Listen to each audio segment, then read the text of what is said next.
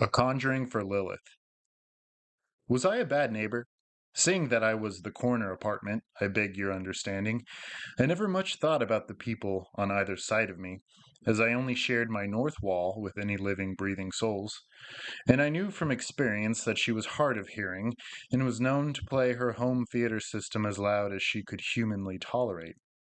Thus, I never thought it necessary to resist turning up my music to the max, and for good reason indeed, I assure you.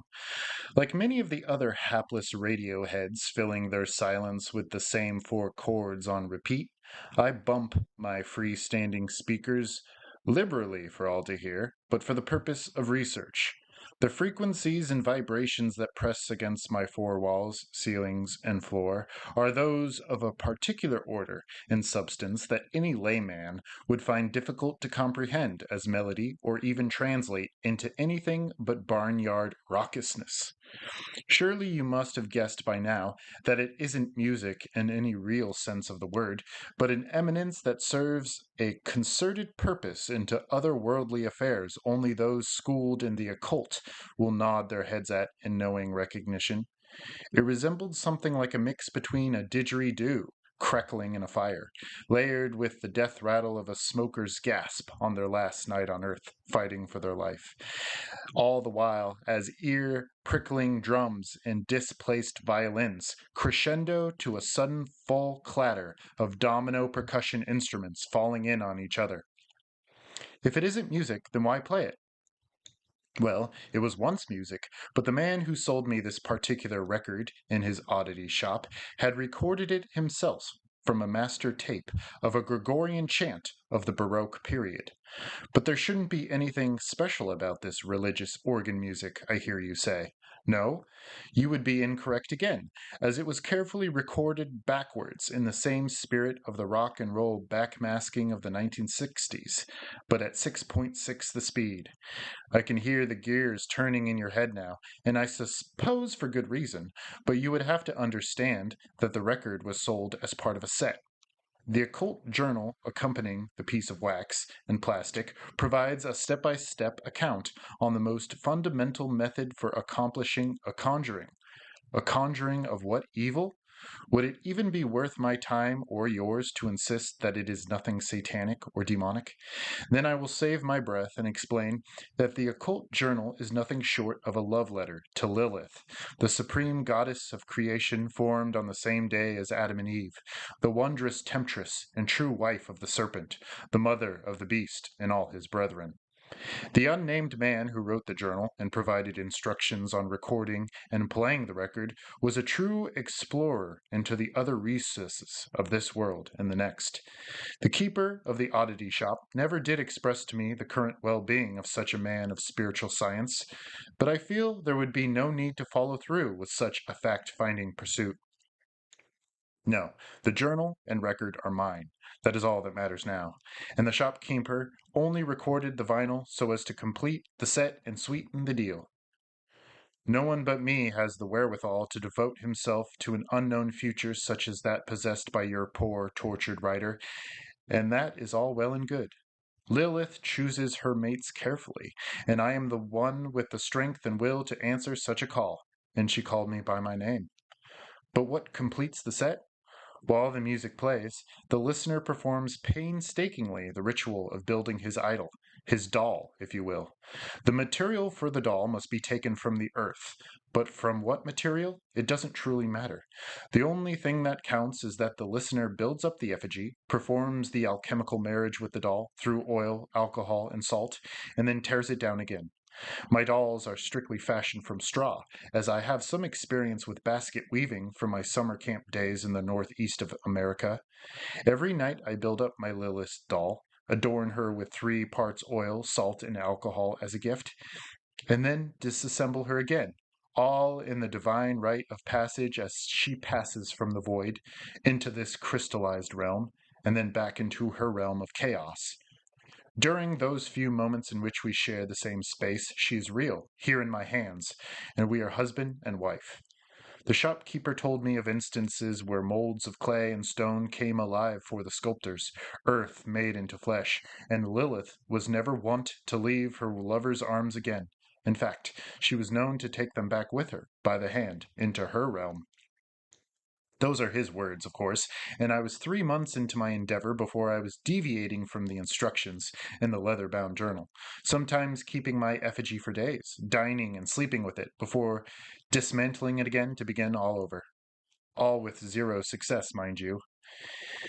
It was perhaps to my utmost relief that I stopped playing the record altogether at the request of my landlord, living directly below me, who could no longer stand the haunting, strange overtones reverberating against his ceiling. There were no complaints from the woman living directly above me, however, but the landlord insisted, with much consternation, that she was away for business until the end of the month. Thus, I gratefully acquiesced to his request to stop playing my experimental music, as he was known to call it, and promised that I would find a new place to practice my ritual, though he never knew the full truth of the matter or asked for elaboration. And that was originally my plan, I assure you, as I had hoped that a change of scenery would bring me closer to my love. The journal, in fact, recommended setting a secluded part of the forest as the stage for my shrine to Lilith, and I set my sights on an abandoned encampment I knew just outside of town, where I hoped to continue my practice uninterrupted and far from prying eyes and ears. An apartment was no place for me to dedicate my heart, body, and soul to the fairest Lilith, so I sleeved my unlabeled vinyl and packed up my crafting materials for a weekend trip as soon as my day job would allow. So, the short story long is that, after some 12 weeks of persistent music and craft work indulgences after work from my bar job, I didn't experience a single out of sort event. That is, until I was sitting silent and bored in my apartment, all of my senses open and occult paraphernalia pushed away out of sight under my bed. The first sign of strangeness came with a pronounced creak on the floorboards above my head, sometimes deciphered as a peripheral noise, while striding through my own creaky hallway on my way from the bedroom to the bathroom. How could her floor have the same shoddy boards in the same exact spot in the hall? I tell you this because it only took about my seventh trip through the hall that I was sure the groaning was not coming from the boards below me, but from those above. Whenever I stopped, so did the noise. It was only while exercising my own heel and toe in a full bodied step that I heard it, as if my own weight was causing the walls and ceiling to bend in response. That had been my first thought, but it didn't seem likely, and I was reminded the next day from my landlord that my upstairs neighbor was indeed still out of town. I had never paid too much attention to what her footsteps sounded like above my head, as our schedules never matched up too closely, and I arrived home from work far after she had already gone to bed. Somehow, my instinct told me that what I was hearing was not the result of my own footfalls. No, they became more pronounced the longer I went without the music, and they followed my same path, my usual course through my apartment, from the kitchen to the living room, from the bedroom to the front door. And would you believe me if I told you that I heard the door to my neighbor's house open at the same time as mine? I am shaking now recalling it, but would you also believe that I heard steps in the same stairwell directly above me whenever I proceeded to the first floor? And yes, I know what you're thinking. I always waited outside my apartment building to see if anyone would follow me out, but after 10 minutes, no one ever showed. Whenever I sat down in my worn leather sofa, I heard the same creaks and bends of the wooden frame, and I heard similar chair legs scrape against the hardwood floor in my upstairs neighbor's apartment whenever I pulled my own away from the kitchen table. There was nothing to convince me that my neighbor had placed comparable furniture in the same corners of her rooms, with the same faulty springs, and had taken up my exact routine, standing and sitting, showering and flushing the toilet in unison with me. In fact, I had no reason to doubt my landlord's words, as he told me that she had paid in advance for the month, and that he had even agreed to check in on her apartment a few times while she was away. As soon as I heard that, I begged him to let me accompany him on his first visit to her domicile, just for my peace of mind, and with much conviction and incessant reminders on our run ins in the laundry room, he finally allowed me to shadow him on his check in, and I was not surprised to see that her furniture was much different than my own. She didn't own wooden kitchen chairs or springy sofas like mine. She had rattan chairs and a solid block of a futon on opposite ends of the room. In fact, her entire apartment was an opposite image of mine, with the kitchen and living room reversed, and my landlord was quick to say he told me so.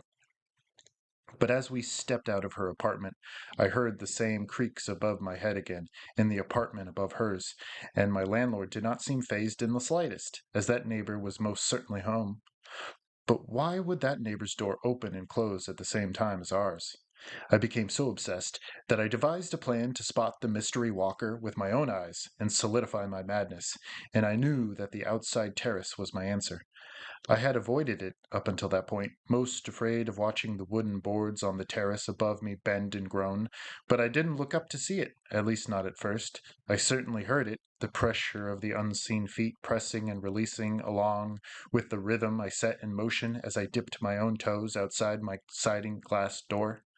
It was copying me, whatever it was, perfectly, step by step, just as I had always sensed it.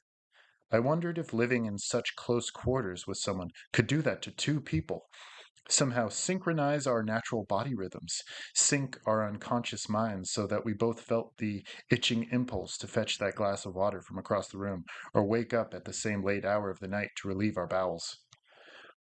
But as I stood on my back porch, I knew this was not the case at all, as whoever it was, Lilith or my neighbor's unnamed house sitter, it knew I was down there, and it was mirroring me perfectly, and worst of all, it knew I knew it was there.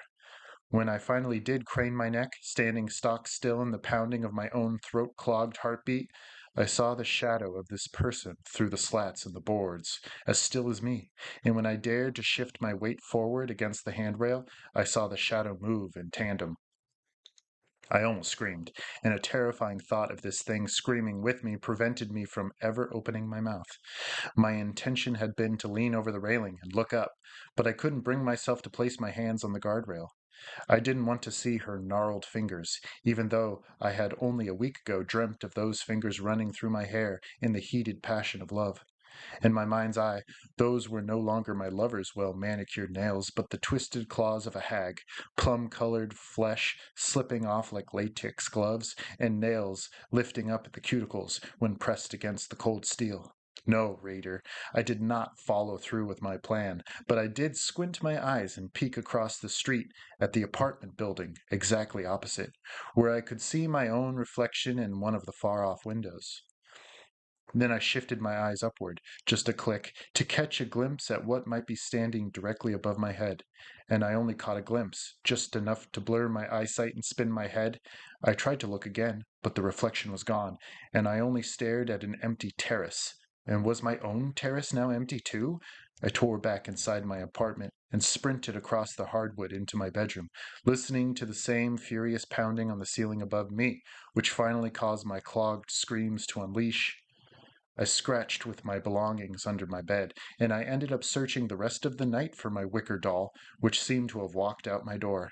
Even the record was gone. Against my better judgment, I racked my brain to reconjure the image in my memory, even as my brain was dedicated to scrubbing it clean forever, for my own good. But I did not relent, and there on my bedroom floor I was able to piece it all together, like a dream I had been struggling to recall for the greater part of the day. And what I had seen on the third floor balcony did not have any place in my world, or any others as far as I was concerned.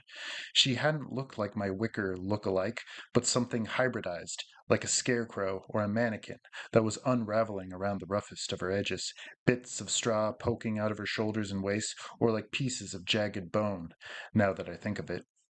But there was noticeable shape to her hips and bosom that my doll had not possessed, which gave her more pronounced animation.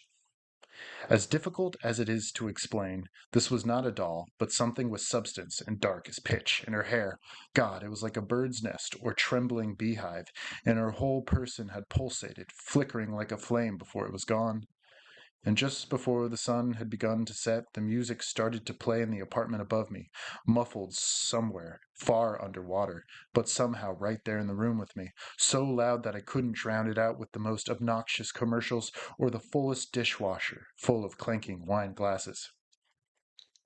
It was so unbearable that I tore out of my apartment and piled into the elevator, too afraid to hear the same manic footsteps coming down the stairwell after me, as I was sure they would catch up with me this time. The elevator took me safely to the roof, and I crossed the black tar deck in the dying light just in time to catch the sunset, and I finally regained my breath for the first time in weeks, looking out across my city.